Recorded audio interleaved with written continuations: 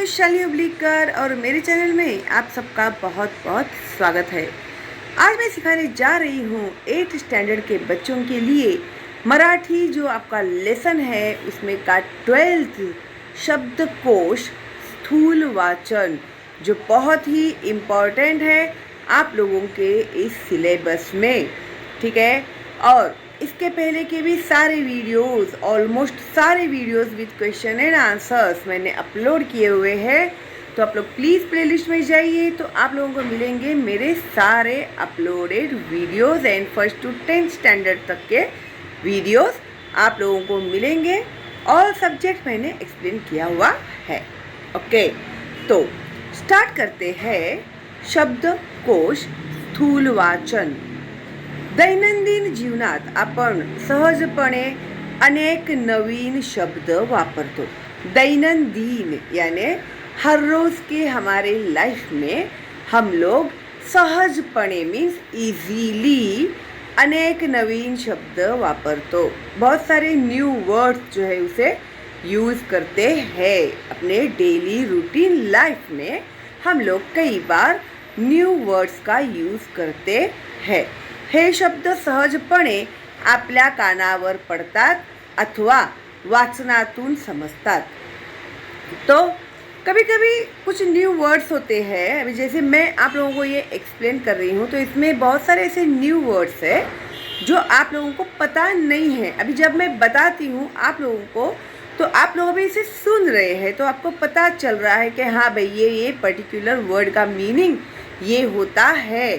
तो सहजपणे याने जनरली आपल्या कानावर पडतात, न्यू वर्ड्स जो होते हैं वो, अथवा वाचनातून समजतात। अदरवाइज हम लोगों को रीडिंग में से भी न्यू वर्ड्स मिलते हैं, समझते हैं। संदर्भानुसार आपण त्यांचे अर्थ लावतो व त्यांचा उपयोग करायला शिकतो। ओके, तो एज पर सिचुएशन हम लोग उस वर्ड का मीनिंग लगाते हैं। ठीक है भाई, ये सामने किसी ने कुछ बात की तो फिर हम लोग को समझ में आता है। अभी फॉर एग्जांपल मैं आपको बताती हूँ कि मैंने कल पनीर खाया था। तो अभी मैंने बोला मैंने कल पनीर खाया था, तो कल का मतलब आपको इसे समझ में आया कि हाँ इसने येस्टरडे यानी कल पनीर खाया था। या फिर मैं आपको बताऊंगी मैं कल पनीर खाने वाली हूँ, तो अभी आपको कैसे पता चल जाएगा कि हाँ कल means tomorrow she is going to eat paneer. तो कल, लेकिन मेरे वर्ड्स, मेरे सेंटेंस से आप लोगों को पता चल जाता है कि मैंने ऑलरेडी किया हुआ है या मैं करने वाली हूँ विद दिस एग्जाम्पल।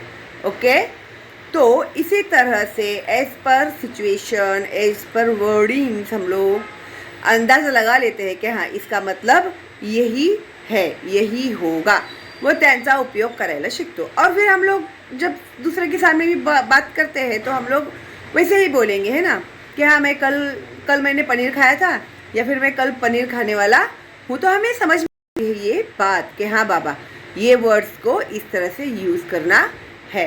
प्रत्येक वेळी त्या शब्दांचा नेमका अर्थ किंवा अर्थछटा आपल्याला समजलेली असतेच असे नाही। तो हर बार ऐसे कोई ज़रूरी नहीं है कि हर वर्ड का मीनिंग हम लोगों को पता चलता ही है। कभी कभी हम लोगों को कुछ वर्ड्स जो है ना समझ में नहीं आते हैं, लेकिन फिर भी हम लोग हाँ हाँ करके मुंडी हिला के छोड़ देते हैं उस वर्ड को, है ना।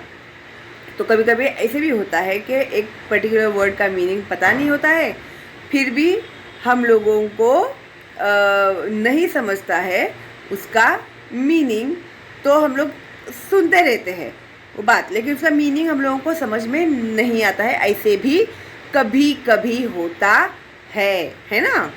तो भाषिक समृद्धीसाठी शब्दाचा नेमका अर्थ माहीत करून घेणे अत्यंत आवश्यक असते। भाषिक समृद्धिसाठी, भाषिक मीन्स किसी भी लैंग्वेज में अगर हम लोगों को खुद का डेवलपमेंट करना है तो पर्टिकुलर वर्ड का प्रॉपर यूज़ करना हम लोगों को पता करना ही चाहिए। आवश्यक है मीन्स नेसेसरी, ओके, अत्यंत आवश्यक है मीन्स व्हेरी नेसेसरी।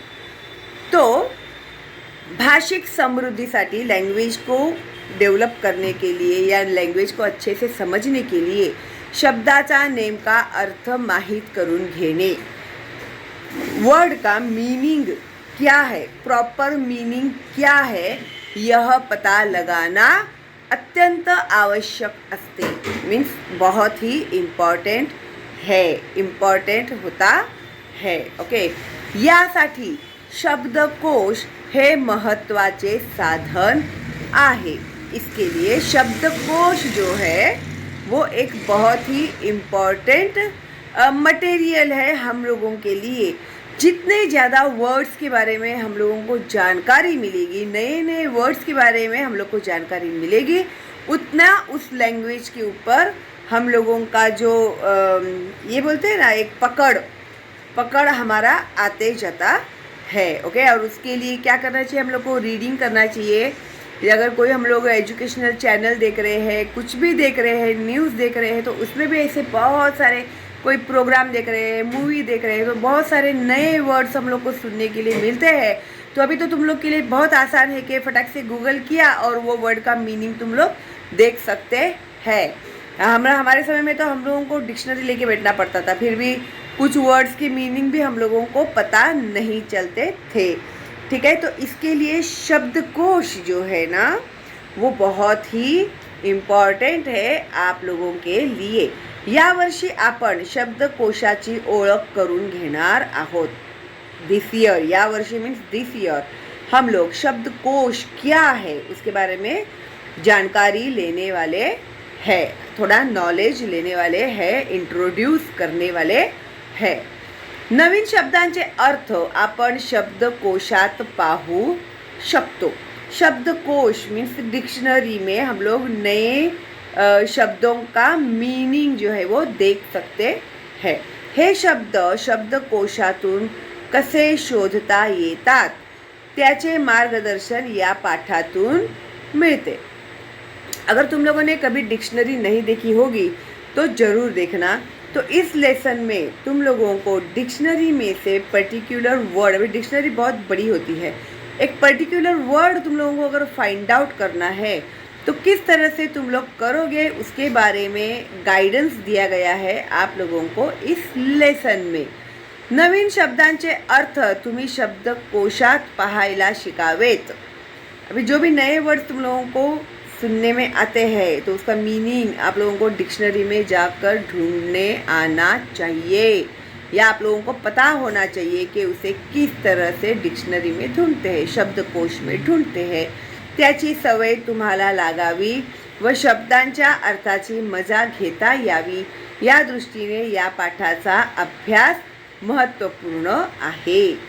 अभी न्यू वर्ड्स सुनना, फिर उसे फाइंड आउट करना, ढूंढ कर निकालना डिक्शनरी में से, और उस मीनिंग को समझने के बाद का जो एक फन होता है, एक एन्जॉयमेंट होता है, ये तुम लोगों को मिलना चाहिए। इसी हिसाब से ये जो लेसन है शब्दकोश आप लोगों को सिखाया गया है। शाळेच्या मधल्या सुट्टीमध्ये नेहा व सायली या दोन मैत्रिणींमधील हा संवाद। शाळेच्या मधल्या सुट्टीमध्ये मीन्स रिसेस में, स्कूल में जब रिसेस हुआ है, लंच ब्रेक हुआ है, तभी नेहा और सायली ये दोनों फ्रेंड्स आपस में बातचीत कर रही है। संवाद लेखन में भी ये आप लोगों को बहुत ही यूज़फुल होगा, ठीक है।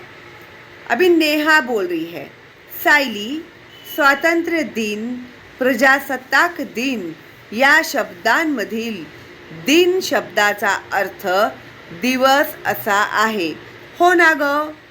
अभी स्वातंत्र्य दिन मीन्स इंडिपेंडेंस डे, प्रजासत्ताक दिन है ना, हम लोग सेलिब्रेट करते हैं ना रिपब्लिक डे, तो स्वतंत्र दिन, प्रजासत्ताक दिन, तो दिन दिन दिन का मतलब डे होता है ना, ऐसे उसने दिवस असा आहे, हो ना ग, है ना, इसका मीनिंग डे ही होता है ना, दिन मीन्स डे ही होता है ना।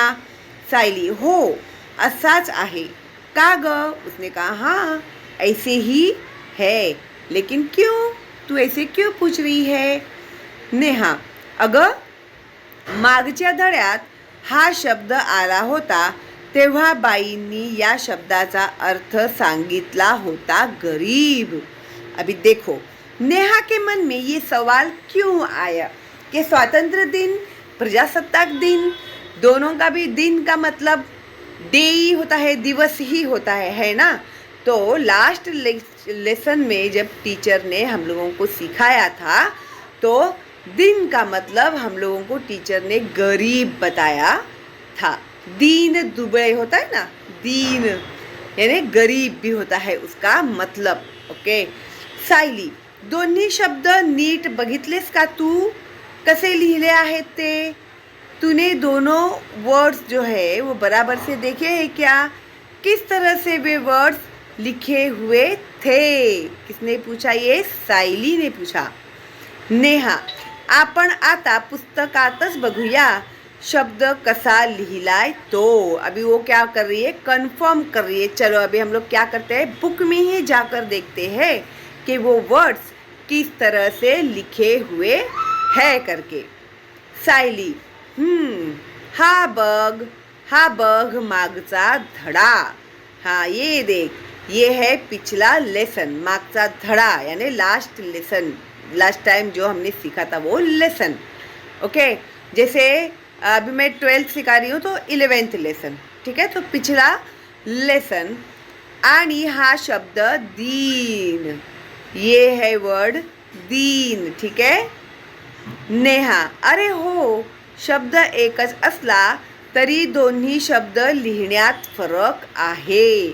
अभी वर्ड तो एक ही है लेकिन उसका लिखने में फर्क हम लोगों को दिखाई दे रहा है। सायली, बरोबर। दिन शब्दात दी दीर्घ आहे। देखो दीर्घ मीन्स बड़ा दी, ठीक है। फिर दीन म्हणजे गरीब, दीन मतलब गरीब। दिन शब्दात दी ह्रस्व आहे, दीन म्हणजे दिवस। समझा आप लोगों को? ह्रस्व एंड दीर्घ, दीर्घ यानी बड़ा, ह्रस्व यानी छोटा। पहली इकाई दूसरी इकाई, ठीक है। तो दिन या शब्दात दी ह्रस्व आहे, दिन म्हणजे दिवस और दीन का मतलब होता है गरीब। समझ रहे ना तुम लोग भी? नेहा, शब्दांची किती गंमत आहे ना, अक्षरांत वर वर साम्य आहे पण लेखनातल्या फरकामुळे अर्थात केवढा फरक। तो अभी नेहा क्या कह रही है, शब्दांची किती गंमत आहे ना, ये वर्ड्स भी कितने फनी होते हैं ना। अक्षरांत वर वर साम्य है, अभी प्रोनाउंस करते समय दीन दीन, वो ऐसे समझने वाला समझ जाता है, अदरवाइज जिसे पता ही नहीं है तो उसको समझ में नहीं आएगा ना मीनिंग क्या होता है वो। तो वही बोल रही है कि ऊपर ऊपर से अगर सुनते हैं तो सिमिलर लगते हैं वर्ड, साम्य आहे मीन्स सिमिलर है, पण लेखनातल्या फरकामुळे अर्थात केवढा फरक। लेकिन उसका राइटिंग पैटर्न जो है, लिखने का तरीका जो है वो अलग होने की वजह से उसमें कितना फरक आ जाता है। सायली, आपण दोघीजणी असे नवीन शब्द आणि त्याचे विविध अर्थ रोज समझून घेऊ या। अभी सायली ने क्या कहा कि हम दोनों जन क्या करते हैं, नए नए वर्ड्स और उसके अलग अलग मीनिंग्स जो है ना, इसके बारे में हम लोग रोज एक एक वर्ड को समजते जाएंगे। नेहा, अगं पण कसे, आपल्याला सारखे आपण बाईंकडे जावे लागेल अर्थ विचारायला। अभी बोलते हैं अरे कैसे पॉसिबल है, बार बार हम लोगों को नहीं तो टीचर के पास जाना पड़ेगा ना मीनिंग पूछने के लिए। सायली, अगं नाही, मला माहित आहे त्याची गम्मत, मुझे पता है उसका फन. हम लोग को कुछ जरूरत नहीं है बार बार टीचर के पास जाने की. शब्दांचे अर्थ आपले आपण कसे शोधायचे ते मी तुला दाखवते. अभी किसी भी वर्ड का मीनिंग हमें किस तरह से ढूंढना चाहिए ये मैं तुम्हें बताती हूँ. सायली आणि नेहा यांच्याप्रमाणेच शब्दांचे अर्थ शोधण्याचा आनंद तुम्हीही घ्यायला हवा आहे. त्यासाठी तुम्ही या पाठातून शब्दकोश म्हणजे काय, त्याची रचना, तो कसा पाहावा याबाबत माहिती करून घेणार आहात. अभी ये तुम लोगों को भी कहा है कि उसके साथ साथ तुम लोग भी सीखो कि किस तरह से वर्ड्स ढूंढने चाहिए. शब्दकोश म्हणजे काय, त्याची उद्दिष्टे, तो कसा पाहावा हे आपण समझून घेऊ या. अभी डिक्शनरी क्यों बनाई गई है, उसके पीछे का एम क्या है और उसे किस तरह से वर्ड्स को फाइंड आउट करना चाहिए ये अभी हम लोग सीखने वाले हैं. मुलांनो, ज्या एका अक्षराने आणि अक्षर समूहाने एखादी वस्तू, विचार, कल्पना, भाव, गुण किंवा क्रिया इत्यादींचा अर्थ व्यक्त केला जातो त्या अक्षरास किंवा अक्षर समूहास शब्द असे म्हणतात. अभी किसी भी एक चीज़ को या किसी एक थॉट को, इमेजिनेशन को, फीलिंग को या कोई काम है जिसे हम लोगों को बताने के लिए कुछ वर्ड्स एक साथ लाने पड़ते हैं ना, तब कहीं जाकर एक प्रॉपर वर्ड तयार होता है. ठीक है. तो या त्या अक्षरास किंवा अक्षर समूहास मीन्स ग्रुप ऑफ वर्ड्स को ही शब्द कहते हैं. अंडरलाइन करना इसको. कोश म्हणजे संग्रह, तर शब्दकोश म्हणजे शब्द संग्रह. कोश मीन्स संग्रह मीन्स व्हॉट, कलेक्शन. ओके. कोश मीन्स कलेक्शन, तर शब्दकोश म्हणजे शब्द संग्रह, कलेक्शन ऑफ वर्ड्स. हा झाला शब्दकोश शब्दाचा वाच्यार्थ. उसका पढ़ने का वो तरीका ये है.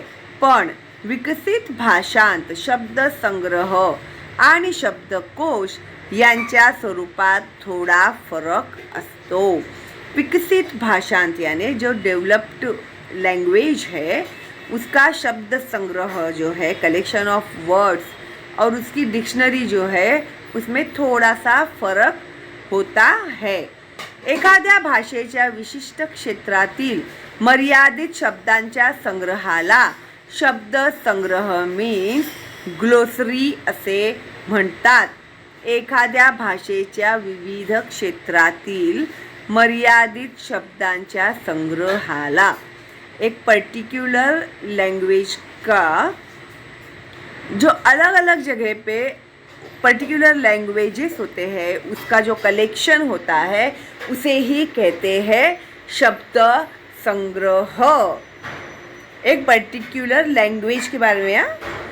तर त्या भाषेतील बहुतेक सर्व शब्दांचा संग्रह, उस लैंग्वेज का सब वर्ड्स का कलेक्शन, संग्रह विशिष्ट रचना पद्धतीचा अवलंब करून दिला असल्यास त्याला शब्दकोश, डिक्शनरी असे म्हणतात. तो उसे जो भी लैंग्वेज है उसका जो डिक्शनरी बनाते हैं वो लोग, तो उसे एक विशिष्ट रचना पद्धत, एक पर्टिक्युलर रचना पद्धत मीन्स पर्टिकुलरली उसे वो लोग इस तरह से बनाते हैं उस लैंग्वेज की डिक्शनरी, तो दूसरे को वो देखते समय उसे डिफ़िकल्टीज नहीं होनी चाहिए. इस तरह से उसकी रचना की गई है, उसे ही कहते हैं शब्दकोश मीन्स डिक्शनरी. अंडरलाइन करो इसको. कोशात समाविष्ट असलेल्या शब्दांची रचना पद्धतशीरपणे केलेली असते. उसे एकदम सिस्टमॅटिकली किया गया रहता है. डिक्शनरी अगर आपने देखा नहीं है तो जरूर देखना. संग्रहित केलेल्या शब्दांचा क्रम कोणत्या पद्धतीने लावला आहे ते कळले तर कोणताही शब्द कोठे सहजतेने सापडेल हे नक्की कळते। क्यों? क्योंकि एक वर्ड जो है उसे अगर तुम लोगों ने सिस्टमेटिक तरीके से अगर लिखा होगा तो तुम लोगों को कौन सा वर्ड कहाँ पर मिलेगा उसके बारे में आसानी से समझ में आ जाएगा। अलीकडे सर्व भाषांतील कोशांतील शब्दांची योजना त्या भाषेच्या व्यवहारासाठी वापरल्या जाणाऱ्या लिपीतील वर्णांच्या क्रमाने केलेली असते। अभी हमारे यहाँ पर इतने सारे लैंग्वेजेस हैं, तो हर डिक्शनरी में जिस लैंग्वेज के जो वर्ड्स होते हैं उसमें उसे वो बनाते हैं ना, तो उस लैंग्वेज के हिसाब से ही उसकी रचना की गई रहती है। अशी योजना करताना शब्दांचे आद्य अक्षर किंवा वर्ण विचारात घेतलेला असतो। या पद्धतीमुळे कोशात शब्द कोठे सापडेल हे चटकन ठरवता येते। तो जब कभी भी वो लोग डिक्शनरी बनाते हैं तो वो इस हिसाब से बनाते हैं कि पर्टिकुलर वर्ड की जो लिखने का जो तरीका है उस हिसाब से अगर तुम लोग फाइंड आउट करोगे मीनिंग तो तुम लोगों को आसानी से वो मीनिंग तुम लोग इतने बड़े डिक्शनरी में से उसका मीनिंग, पर्टिकुलर वर्ड का मीनिंग तुम लोग ढूंढ सकते हो। तो उद्दिष्ट मीन्स एम क्या है इसके पीछे का, क्यों बनाया गया है ये। एक, प्रत्येक शब्दाला विशिष्ट अर्थ असतो हे कळणे। हर एक वर्ड को कुछ न कुछ मीनिंग होता ही है, ये हमें इसके द्वारा समजता है। 2, शब्दाचा योग्य अर्थ माहीत करून घेण्याची सवय लागणे। इससे जो वर्ड है उसका मीनिंग अगर हम लोग को पता नहीं है तो हमें हैबिट हो जाती है। एक बार हम लोग शब्दकोश देखने लगते हैं तो अरे हाँ इसका मीनिंग क्या होगा भाई, मैं जाके देखता हूँ अभी डिक्शनरी में, तो वो आदत डेवलप होती है हम लोगों के अंदर। 3, शब्दाच्या अर्थाच्या छटा समझणे। शब्दाच्या अर्थाच्या छटा समझणे। अभी ये वर्ड है तो इसका मीनिंग ये होता है, ये समझता है हम लोगों को। 4, शब्दकोश ही संकल्पना समझणे। डिक्शनरी क्या है ये हमें समझ में आता है। 5, शब्दकोशाची गरज व महत्व लक्षात येणे। हम लोगों को उसका यूज़ और उसका वैल्यू भी पता चलता है। शब्दकोशाची गरज यानी ज़रूरत और उसका महत्व मीन्स वैल्यू, इम्पोर्टेंस भी हम लोगों के ध्यान में आता है। 6, शब्दकोश हाताळता येणे। डिक्शनरी, शब्दकोश हम लोगों को देखने की फिर प्रैक्टिस हो जाती है और इजीली फिर हम लोग किसी भी शब्द का मीनिंग जो है वो देख सकते हैं। ठीक है। काय असते शब्दकोशात? क्या होता है शब्दकोश में? शब्दांचा संग्रह, बहुत सारे वर्ड्स जो होते हैं उन लोगों का कलेक्शन होता है। शब्दांचे प्रमाण, उच्चार, हर वर्ड का प्रोनाउंसिएशन कैसे होना चाहिए उसमें से हम लोग को पता चलता है। 3, व्युत्पत्ति, उसमें आए हुए चेंजेस में पता चलते हैं। समानार्थी शब्द, प्रति शब्द, हर एक शब्द का समानार्थी शब्द कौन सा है वो भी हम लोगों को समझ में आता है। सिनोनिम वर्ड्स हम लोगों को उसमें आसानी से मिल जाता है। 5, संदर्भानुसार बदलणारे शब्दांचे अर्थ। अभी जिस तरह से मैंने आपको एग्जाम्पल दिया था कल के बारे में, उसी तरह से एज पर सिचुएशन हम लोगों को वर्ड्स का मीनिंग किस तरह से चेंज होता है ये समझ में आता है। अर्थाचे स्पष्टीकरण करणारे वर्णन किंवा चित्र, किसी भी पर्टिकुलर वर्ड का मीनिंग जो है उसका डिटेल हम लोगों को उसमें से पता चलता है। उसके बारे में जानकारी, उसका पिक्चर, इसके बारे में हम लोग को पूरी जानकारी उसमें मिलती है। 7, प्रसिद्ध लेखकांच्या ग्रंथातील संदर्भ, जो भी फेमस राइटर्स होते हैं उन लोगों ने जो भी ग्रंथ लिखे हुए रहते हैं उसका संदर्भ भी हम लोगों को उसमें से समझ में आता है। शब्दकोश कसा पहावा, तो किस तरह से देखते हैं शब्दकोश। शब्दकोश पाहण्याचा क्रम।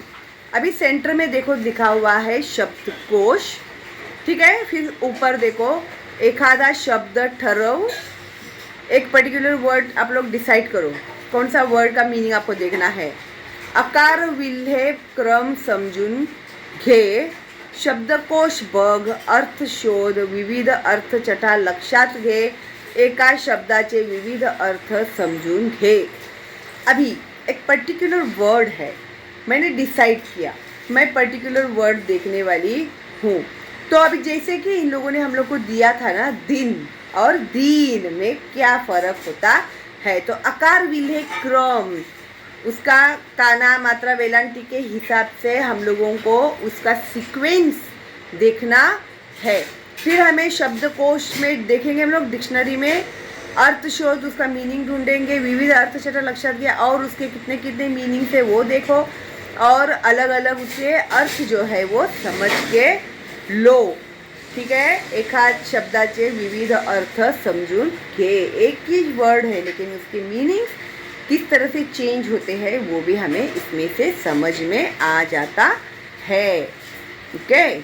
तो शब्दकोशात एखादा शब्द शोधताना आकार विल्हे म्हणजे ओ या शब्दा अक्षरापासून लावलेला क्रम महत्त्वाचा असतो। आपण वि भा नेमाडे यांच्या नव्या युगाचे गाणे या कवितेतील एका ओळीचे, अभी वि भा नेमाडे इन्हों जो कविता है नव्या युगाचे गाने, तो इस कविता में की एक लाइन है वो पर एग्जाम्पल उन्होंने हम लोग को दिया हुआ है। अणुरेणूतुनी शब्द प्रकटती, चला चला पुढती, विज्ञानाचा प्रकाश आला घडे दिव्य क्रांती।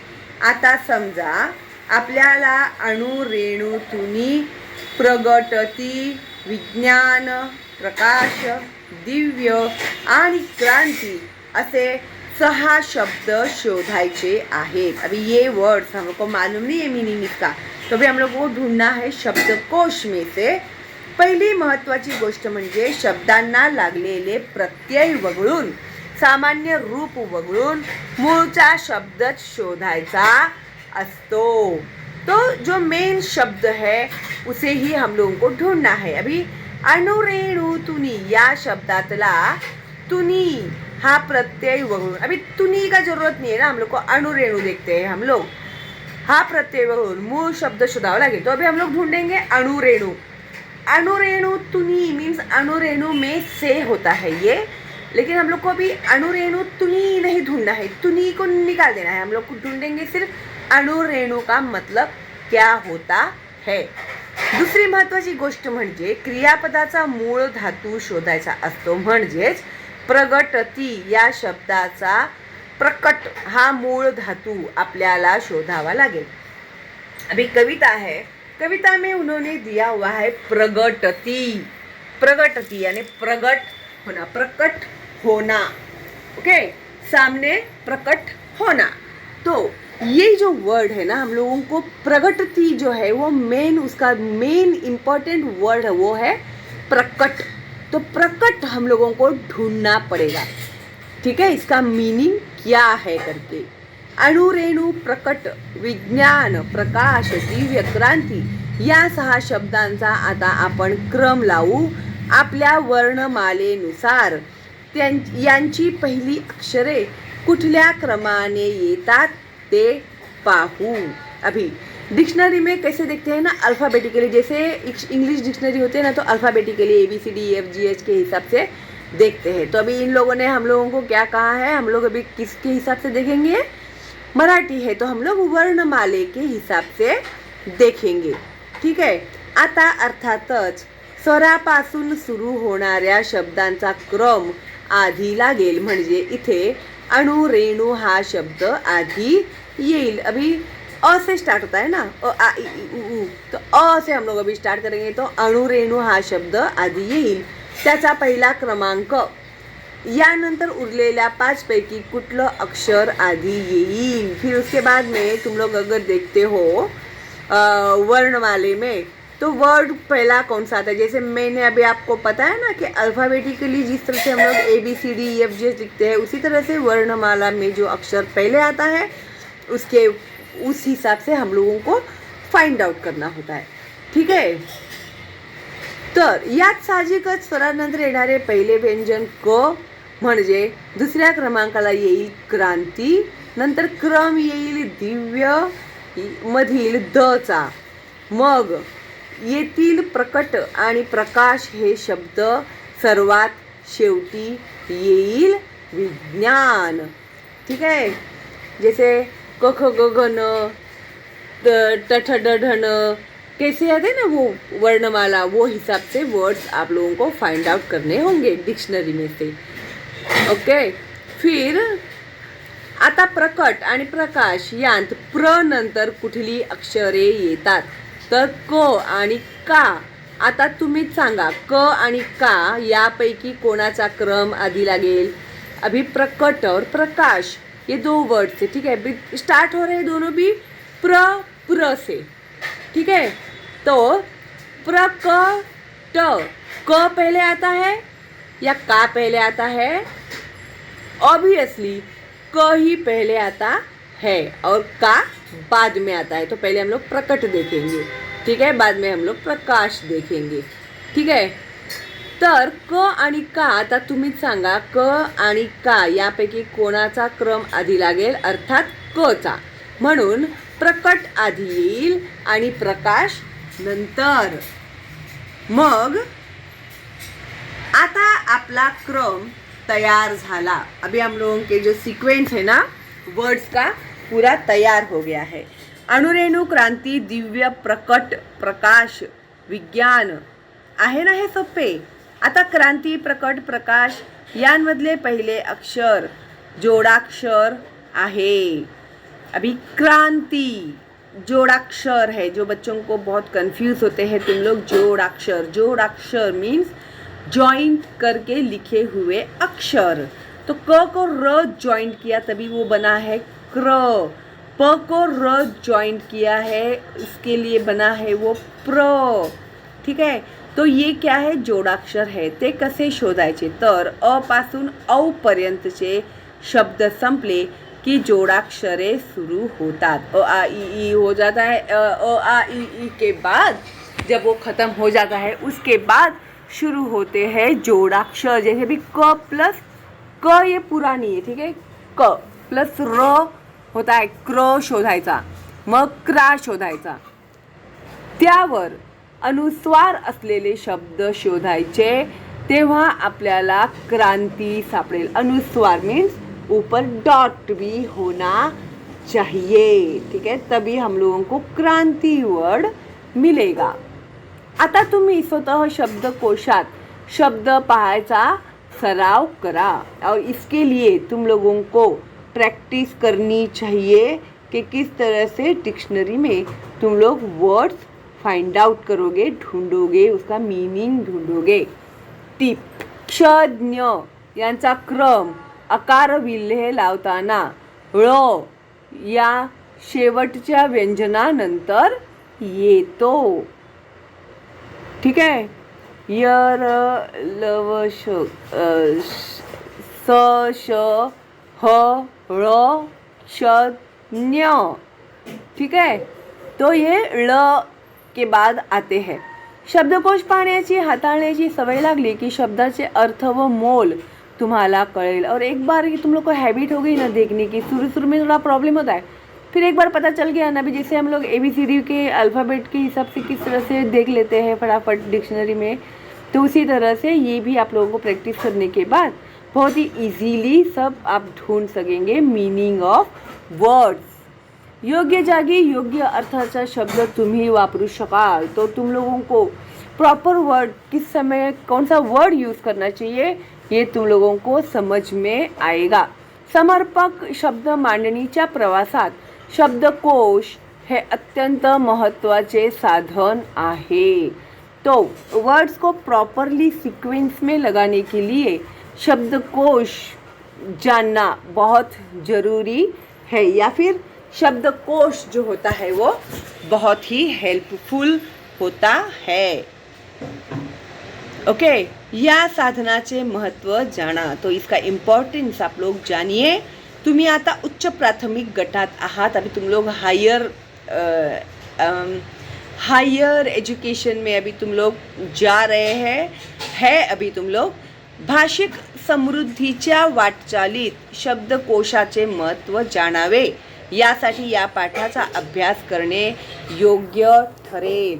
अभी इसके लिए भाषिक समृद्धीच्या वाटचालीत, अभी लैंग्वेज में आप लोगों को खुद का डेवलपमेंट करने के लिए शब्दकोश का जो इम्पोर्टेंस है वो समझना चाहिए. इसके लिए ये जो लेसन है तुम लोगों को सिखाना सही होगा, तो ही तुम लोगों को उसका वैल्यू पता चलेगा. ठीक है. और उसके बाद है स्वाध्याय. तो भाई आई होप आप लोगों को शब्दकोश समझ में आ गया होगा. मैंने बहुत ही सिंपल वे से आप लोगों को एग्जाम्पल्स दे के एक्सप्लेन करने की कोशिश की है. तो पसंद आया है आप लोगों को तो प्लीज़ एक लाइक ज़रूर दे देना. सब्सक्राइब नहीं किया आपने तो सब्सक्राइब करना, बेल आइकन टैप करना. तो मिलेंगे आप लोगों को मेरे लाइव स्ट्रीम के नोटिफिकेशंस एंड मेरे न्यू अपलोडेड वीडियोस के नोटिफिकेशंस. ओके. और मेरा चैनल है एब्सोल्युटली फ्री, तो बिंदास फॉरवर्ड करना अपने दोस्तों को और रिलेटिव्स को, ताकि उन बच्चों का भी फ़ायदा हो. और आप लोग प्लेलिस्ट में जाइए, आप लोग को मिल जाएंगे मेरे सारे वीडियोस और निबंध, पत्र, कथा, कहानी सब कुछ मैंने आप लोग के लिए अपलोड किया हुआ है. तो without wasting your time go and watch. Okay, चलो देन मिलते हैं बहुत जल्दी ही अगले वीडियो में. तब तक के लिए all the best and bye bye.